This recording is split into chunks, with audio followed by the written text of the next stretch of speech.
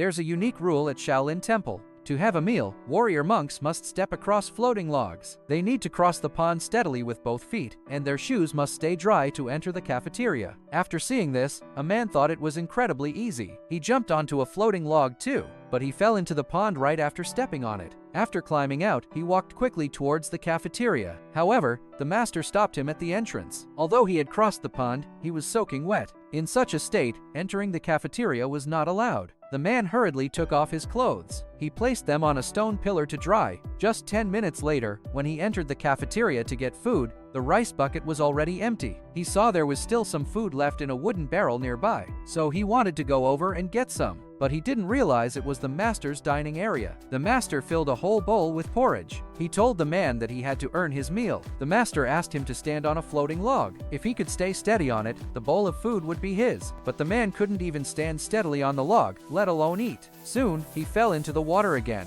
As punishment, he had to wash all the bowls and chopsticks in the kitchen. The next day, seeing no one was guarding, he climbed onto the wall, trying to sneak into the cafeteria. But the master had anticipated it and kicked him into the water. Seeing this, his fellow disciples burst out laughing. The man decided to change the situation. That night, he placed 2 wooden barrels on the ground. Then he jumped onto them and rolled, practicing his body coordination. After countless failures, he could finally stand steadily on the barrels. The next day, with his fellow disciples watching, the man jumped up from the spot. He crossed the pond with a difficult move, stepping on the floating log with one foot and switching feet in mid-air. This set of moves even won praise from the master. To further train him, the master replaced the wooden stakes with wooden planks. Even several of his highly skilled fellow disciples found it challenging. The man tried to use his previous method to get to the other side, but he ended up in the water again. To have meals on time, everyone had to keep practicing. The master shook his head when seeing their messy skills. By observing, the man grasped the trick.